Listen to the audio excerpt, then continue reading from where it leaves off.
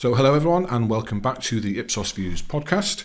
Whether you're watching or just listening, it's becoming a bit of a tradition here at Ipsos that we make a special effort at the end of each year to look back events of the previous 12 months and to consider what they can teach us about the year just gone and, more importantly, the year and the years still to come. So to help us in that endeavour this time, I'm joined by two very special guests I'm very pleased to introduce to you. Both of them understand the power of history to help us prepare for the future. So in no particular order, first of all, I have on my left my colleague, the very esteemed global CEO of Ipsos, Mr. Ben Page, who's also, in addition to that, a visiting professor of King's College London and a fellow of the Academy of Social Sciences. Welcome, Ben. Thank you. And making his debut with us today, I'm also overjoyed to welcome Phil Tinline, who's a documentary producer, journalist, and probably most relevant to this conversation, the author of a fantastic book, which I'm going to wave around now, called The Death of Consensus, 100 Years of British Political Nightmares. Britain isn't the only place that has political nightmares, as we know. We'll find out in a moment. It's actually published last year, but like all great works, it has a timeless quality that means its influence will grow over time rather than diminish. I believe that. So welcome both of you. Welcome, Phil. Thank you. So Phil, as you're our guest today, I thought it was only fair to put the first question to you. If I've understood it correctly, your book, I think, makes three key arguments. The first of which is that what we call consensus is usually just a messy, uneven, somewhat uncomfortable set of fudges, obfuscations and compromises that give the appearance of broad alignment. And secondly, that consensus is typically motivated by shared fears and anxieties rather than a positive desire for something to happen. And thirdly, those periods where consensus is achieved are impermanent and fleeting, and actually at any given moment we're just as likely to be in a time of turmoil and discord as we are to be in a time of consensus. So if I've got that right, and good, I think that was a positive response. Given your book was published in 2022 last year, if you were to write an updated edition now, is there anything you would add or change to what's in here, and what events from this year at home or abroad would you be pointing to strengthen and make your argument?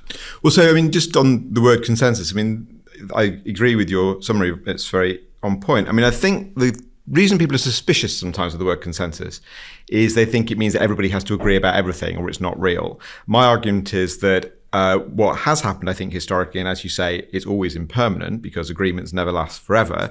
There are periods of agreement when people say that there is one thing we must never go back to. There's something we must not allow to happen, a sort of dominant nightmare. Now, there are always multiple nightmares, multiple, worst case scenarios, things that we're worried about. But if we can agree that there's one that we can focus on, so after the Second World War, we must never go back to the mass unemployment of the 1930s. After the 70s, we must never go back to the strikes and inflation of the 1970s. Then there's a degree of agreement and we can go on from there. So in terms of things that have happened over the last year or so that I would add, I mean, I've written an afterword for the paperback, which I wrote in the summer, but, events are unfolding apace the whole time. I think one thing that's happened in the last 18 months is that there's a particular word that think tanks and to some extent Labour have started to use, and you see it elsewhere as well, this is not exclusive to Labour, which is insecurity, which I think is functioning rather well as a catch-all to summarise a whole bunch of different things which they kind of needed to bring together. So there's both the economic worries, stagnant pay, 0 hours contracts, economic uncertainties of all kinds, you can't pay your heating bill, all of that, but also a sense there's a more inchoate set of fears, and the poly crisis you talk about in the report, that something terrible is coming with the environment, that AI might melt everything, that there are wars and so on. And I think by focusing on that word insecurity, regardless of whether it's Labour or anybody else, I think that's quite useful in sort of taking us towards something that we could potentially start to agree on. Of course, the problem with it is it's rather abstract, and what happens next, I think, is to go back to something more specific.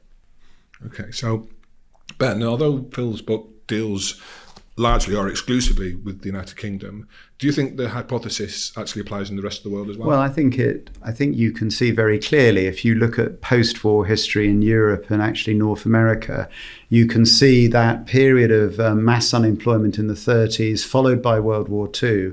And then in France, and we're a French company, the Trente Glorieuses from 1945 to 1975 with full employment, general agreement that you need the state and industry to work together for the benefit of British society. And you see, and to a lesser extent, you can see that across a whole range of Western societies. It then breaks down, as Phil describes in the book, starts to break down in the late 60s, early 70s, and then we have inflation becoming the new monster.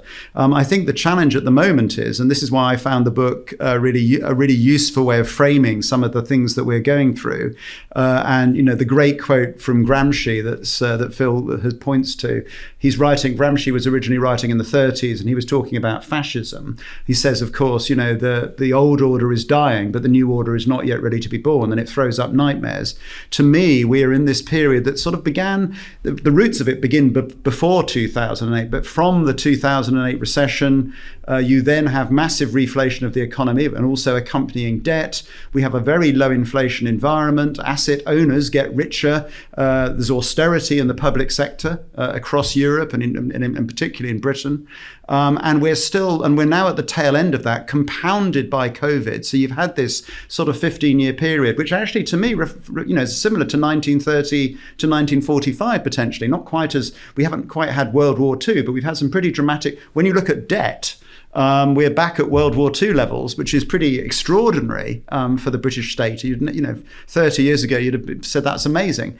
And so what is the new consensus? As Phil points out, people in the West, and you see it in America, you can see it across Latin America, they have lost the future.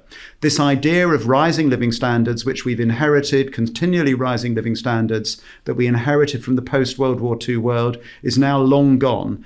As you know, at the beginning of this century, only about 1 person in 8 in Britain expected their children to be poorer than them. It's now around half, and that's a massive psychological shift. So how are we going to give people that security that they want? And very importantly, how will we pay for it? And that's, to me, we are in a way, in this period of searching for a new consensus of some type, messy though it may be, and almost certainly will be. And both sides have not, left and right, have not yet found a solution. Well, so I think you both agreed then that we live currently in a very messy, contested period. So we'll just explore a little bit about this polarisation, tension between polarisation and consensus. Another piece of paper I'm going to wave about, not quite in Neville Chamberlain style, but our new Ipsos Global Trends release has just come out last week, I think, and it's called Polarisation, Pessimism and Positivity. Lots of nice alliteration in there. Polarisation does seem to be a defining characteristic of our politics at the moment, the economy as well, and even culture. Do you think, Ben, what's our data saying? Do you think we're actually spending too much time on social media, or is actually, out there in the real world, do we actually have more in common with each other than we perhaps think? Well, if you spend all your time looking at social media, you'll get some rather strange ideas about the world. And of course, actually, most people spend much less time thinking about politics on social media than the people who get paid to talk about politics. So we should always remember that. Just look at how often footballers are mentioned on Twitter or celebrities compared to prime ministers. And, it's just a slightly sobering thought for anybody covering politics. No, I think there's still lots of things that unite people. In this country, people are actually united about wanting a national health service, wanting decent public services. There are plenty of things they don't necessarily agree on how they should be paid for, but they do. There are certain things that they do agree on. So we can exaggerate polarization. And actually, again, America is a polarized society. Many other societies in Europe, I would probably say, are more fragmented than polarized. And it is not a completely black and white global phenomenon. We should be pretty careful about that. It's nice of us to put it on the cover of the report, but we can exaggerate that. And I think that's, the fact that our politics uses things like culture wars as a way of distracting from some of the macroeconomic arguments that we need to have is also sort of interesting. So Phil, just returning to your book for a moment, a section I was reading this week around the outset of World War II and how at that point in time Britain was moving towards, and it wasn't the only country to be doing this, of course, to a more centrally planned, isolated national economy. But after the war, of course, there was a rapid swing in the other direction in terms of the extent to which globalization was evident around the world. Although the world was dividing into two blocks at that time, there was still a lot of international cooperation after the war. Our survey, Global Trends Survey, finds that public attitudes around the world is actually generally quite favourable towards globalisation at the moment, in spite of some of the chatter about deglobalisation. There are exceptions, of course. I mean, I think Turkey and South Africa stood out as being countries where maybe that's not quite so true. But very dramatic economic challenges, either with migration and unemployment in both those countries, though, which just generally, I think, globalized. We need to be a little bit careful. I think it is interesting that people are not obsessed about globalization as some on the right are, for example. But I think for many people, globalization means growth and positivity. For a lot of people in the world, globalization over the last 30 years is what has lifted living standards. We can argue about its impact on some communities in the West, but it's not. It's certainly, even in the West, actually, a lot of people will say it's still positive. So we should remind ourselves of that sometimes. I mean, the reason I bring this up is because here at Ipsos, hope springs eternal.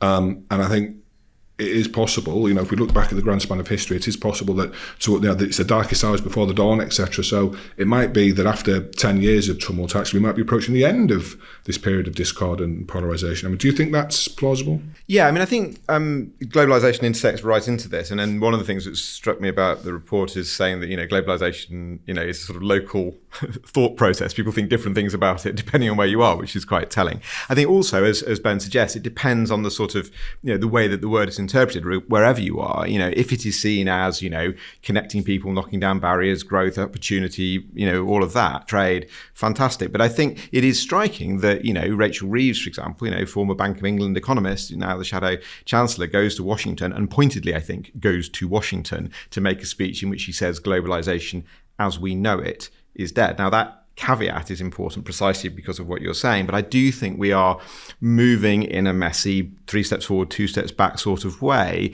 towards something which is trying to address, and this is back to insecurity, address the idea that globalization does have significant downsides. The project seems to be to try and rescue and hang on to the elements of it which are useful and aspirational and, are very popular in, places which have perhaps benefited from it more directly than we have, whilst also addressing in terms of migration, in terms of, competition over, labour costs and so on, some of the things which, manifestly have caused serious ructions. I think, and on that, I think it does look like at the moment with the China shock, America versus China, these, the free trade globalization of the last 30 years is clearly over. And one of the questions then is, are we moving back? We're also in a world with plenty of autocracies, actors, certainly malign actors who are still having a pretty big impact on the world. 112 armed conflicts going on around the world, and that's just Gaza and Ukraine are just 2 of those. And in that world, it feels like one scenario, one consensus might be that we're actually going back to some period pre-World War I, where you've got these sort of it's not just 2 big blocks. It's actually a sort of much more fragmented world. The cheap stuff that we have grown addicted to in the West is no longer available. Things cost more, and there's more tension between all these a much wider range of states. It's almost a sort of Victorian sort of world, but without Britain as the number one country potentially. Yes, and the currency which sews it all together. I mean, we're manifestly, as people often say about the China-America situation, we're manifestly not going to go back to that quite. I mean, the internet on its own means that's and impossible. Taking China out of the global economy is not simple. Going to be complicated. But I'm a small example, but I'm researching a book about America at the moment. I frequently find myself coming up when I'm looking at articles from Oklahoma and Texas against GDPR-based barriers, where they don't want to risk them being open to some sort of legal suit in case what they're printing breaks our GDPR rules, and so I can't access those articles. So there are just these little tiny signs. But no, I mean, I think as I say, the problem with globalization is there at the same time that it's offering people something. I mean, I think one of the things that's striking in our politics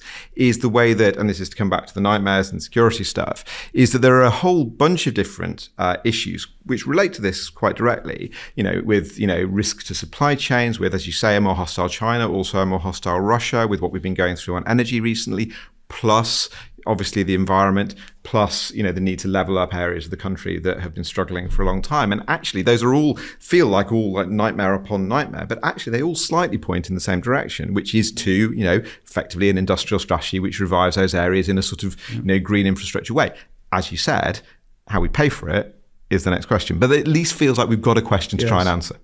So that's quite a neat segue into my next question, Phil, because as per the title of your book, could climate change be the next overarching, motivating nightmare that helps us to forge a new consensus, not just in this country, but across the world? I mean, in the UK, we've seen some attempts by this government to push back on net zero and green policies, but they don't seem to be working. So what do you think about that? I think that's right. And I think one of the things that's really important to remember about consensus is it's not something that you get to decide in Whitehall or get to decide in any sort of, centre of power. You can develop it, you can articulate it, you can shape and guide it, but fundamentally you have to discover what is already there. And I think part of our messy process in British politics in the last decade and elsewhere too has been a process of working out that actually many, many people's priorities have shifted towards something more about, I'd quite like a pay rise at some point in my life, if you wouldn't mind, and I'd rather like my children to have a reasonable chance of being wealthier than me, and all those rather basic economic things that if you grew up in the 80s and 90s like I did, you took for granted.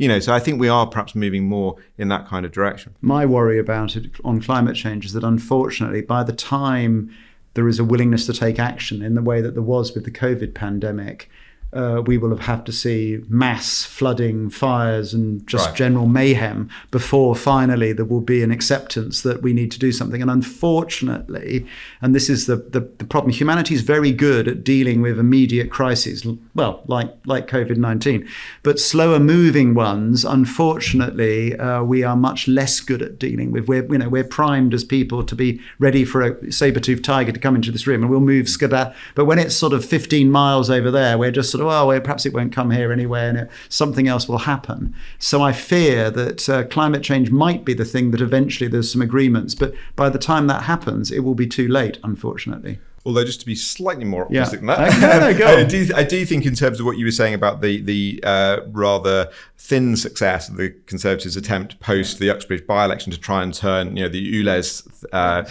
rules, which actually fundamentally are a public health thing, not an environment thing. All those 15-minute cities where they're going to watch when you go to the shops, or they're going to, and the meat tax and the compulsory car sharing. Exactly. Stuff? It's sort of slightly rather embarrassing to kind of have cabinet ministers indulging conspiracy theories, or ministers, I should say. But no, I think I don't know. I just think that the way that sort of slightly desperate sort of idea was seized on and met a sort of wall of public, rejection and indifference is really quite striking. But there is a lesson there, which is, you can't just expect to land the costs of all this on the backs of people who are already feeling hard pressed, can't pay their bills and all the rest of it. You've got to potentially be a little bit more radical to find ways to pay for it at the scale you're talking about. And that is going to require more fear because you need to see changing that the every other option single is worse. boiler in Britain and electrifying our transport network. I mean, the whole scale of change that's needed is so enormous that it has to be like a World War II like situation. But I shouldn't be pessimistic, but looking at what we've seen so far, as concern about the economy has risen, concern about the cost of living crisis has risen around the world, what we've seen globally is, of course, concern about climate change fall back now to where we were in 2013. So the world's getting hotter, and the proportion of people who say we're heading for disaster if we don't do something has actually declined, because they're saying, well, I just need to pay my bills. So so we'll see. Yeah. But that brings us to the thing you were saying before, which I think is a really useful distinction between fragmentation in Europe, polarization in America. Because if you're looking at it globally, I would imagine that if everybody in America decided that actually this was super urgent and we need to act on it, both in terms of the stats and in terms of the political possibilities, that would be quite a big shift. So it will be interesting to see whether the polarization process that's at work in the States now, which is going at a significantly faster pace than some things, it may just lead to disaster, but it may lead to disaster which is followed by a polity which is more open to what you're talking about. I think the only challenge with the United States is that when you look at scenarios for the future of the world, unfortunately, or fortunately, depending on your perspective, America sort of comes out best under virtually any scenario. So they can almost carry on doing what they like within reason, both as a market, as a bloc, etc. And they will suffer less in many ways because of the scale and a whole range of other reasons than most of us in Europe or China. And so again, let's hope that America will suddenly wake up to climate change. But I'm skeptical. I mean, I suppose this is an outside possibility, but given how many relatively new Americans there are who do actually have quite close family links to East Asia and so on, it might be that there's more input coming that way, but I don't have any information on that. Well, the pandemic did crop up a moment ago in our conversation. I know it's probably 2 years or more now since we left the worst of it behind us, and actually large parts of the world and many of us in this room are determined to put it behind us as well. But with the COVID inquiry going on in this country at the moment, it's probably a good moment to discuss this, because I was struck, Phil, by the parallels, some of the things that have been talked about with some things you write about in your book about Britain at the beginning of the Second World War again. So I know we're in Britain, I don't want to sound too obsessed with the Second World War, but it is kind of important. And in those early days of the Second World War, during the Phoney War in particular, and the fag end of the Chamberlain government, what we saw was a state that was ill-equipped to deal, not just, it lacked the will, it lacked the capabilities to actually manage and address the needs, the requirements of the crisis, the challenges of it. So do you think that we're heading to a place where there will be demands for a more activist state, both here and elsewhere as well? Do you think that's what we're going to be one of the outcomes of this, that people will be looking more to the state to help out? I mean, I think we've already been seeing that, but I think what happens, somewhat like what happened at the end of the 30s into 1940, is it meets resistances from people who actually don't need that much help from the state. I mean, I was very, very struck. I wrote an article sort of following on from the book for the New Statesman recently, and Peter Mandelson was talking in terms about sort of rejecting the nightmare of austerity because we need to move to something more, active in terms of the state, and saying that the only people who'd ever sort of held on to that old nightmare were the people who didn't really need the help of the state in the first place. Now there, in microcosm is a change in our politics. But no, I think we're manifestly seeing moves in that direction. The 2019 general election, that's clearly an element of that in this country. In America, actually it's happened in a way that it was sort of slightly promised here and hasn't really been delivered. COVID hasn't stopped it in the same way, partly because you had a change of government as the worst of COVID was coming to an end. I mean, one of the things about COVID, which is, many things different from the Second World War, but one thing about it is, I think if you think back to March 2020, the degree to which people were talking about not only an activist state, but a protective state, something really quite transformative, those kind of slightly kind of fevered dreams have receded. But if you look at the Second World War, there is a parallel, which is that in 1940, the kind of level of radicalism that people are expressing is way beyond where you get to in 1945. But to get to 1945 and the beginnings of the welfare state and so on, you have to kind of go too far first and then come back and reach a consensus. And I think, frankly, as our survey shows, our global trends survey shows, most people around the world are now concerned that their government will do too little to help them. So there is a very clear rising expectation of government action, and you can see it on both the right and the left, interestingly. But again, we're back to in terms of the consensus. What there isn't consensus over is how that will be paid for.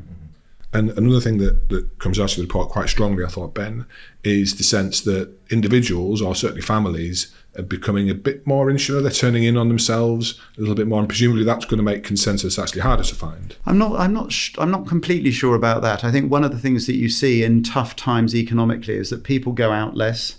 We saw it after 2008. They'll spend less money, and they'll do more home entertainment, home cooking, etc. And so you just get that, plus the ability to create your own social media bubble, which is even stronger, and your own select media.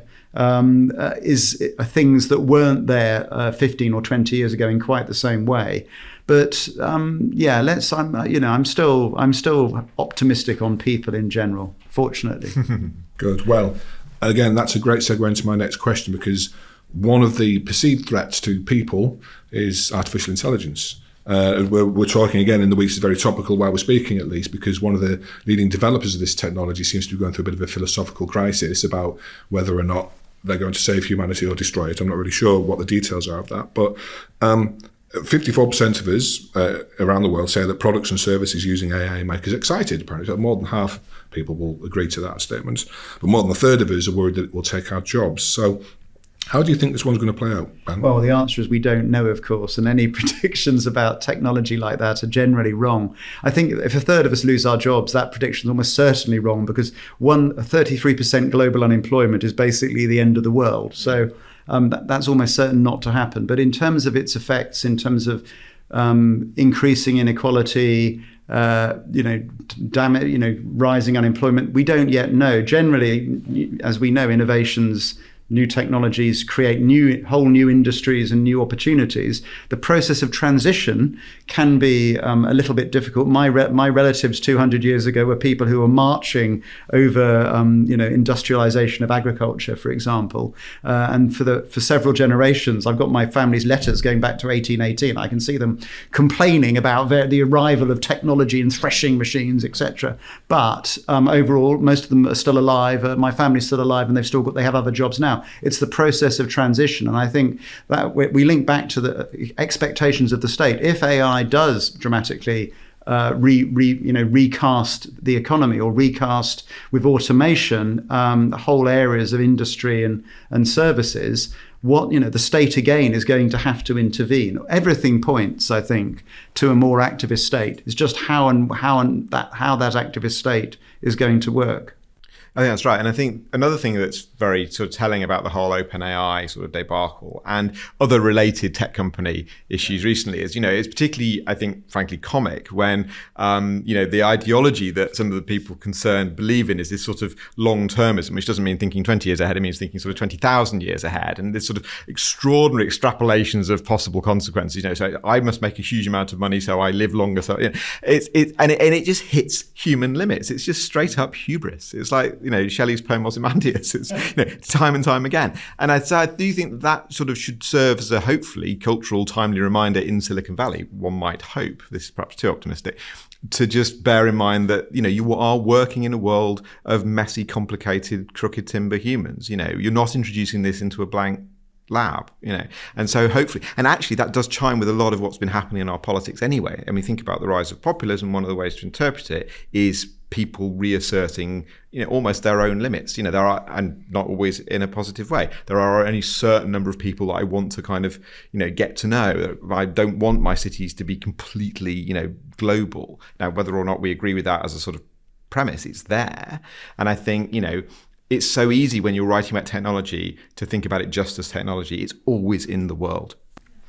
Yeah, and on returning to the optimism point, actually, we live in a world, not just a country, we live in a world of low growth now, and inflation and cost of living crises, and most parts of the world have caught this disease, got this malady. And so there's growing pessimism about our economic prospects. Ben referred to it earlier, the loss of the future. So Phil, one of your central arguments is that consensus is formed and maintained when we share the same fears and anxieties.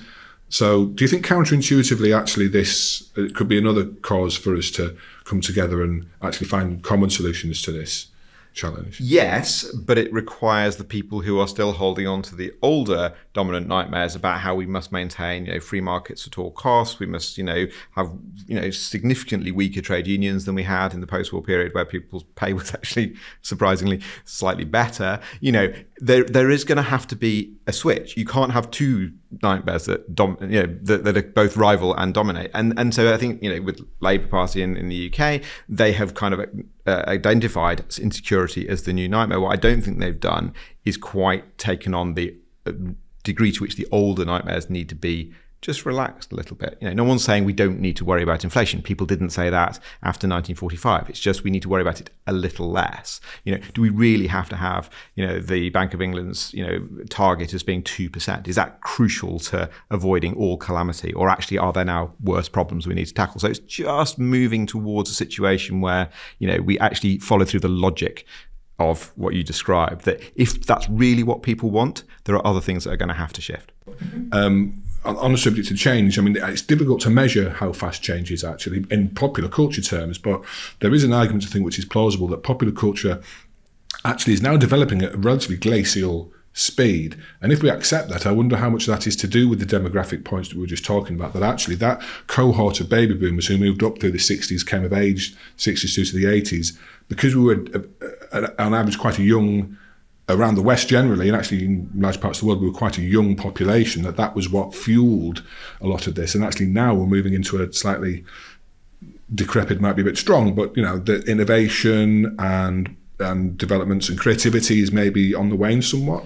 I just think it's the unexpected agglomeration effect of the internet. So the internet was meant to be a place where millions of artists could suddenly thrive and they'd find an audience, or that lots of retailers, mom and pop shops, could suddenly sell to the world. And instead, what do we have? Spotify, Apple Music, Beyonce listen, and those Amazon dominating everything. Late 19th century trust, basically. Yes, and so what has instead happened is that rather than being democratizing and everything else, it's actually been there's been an effect of homogeneity.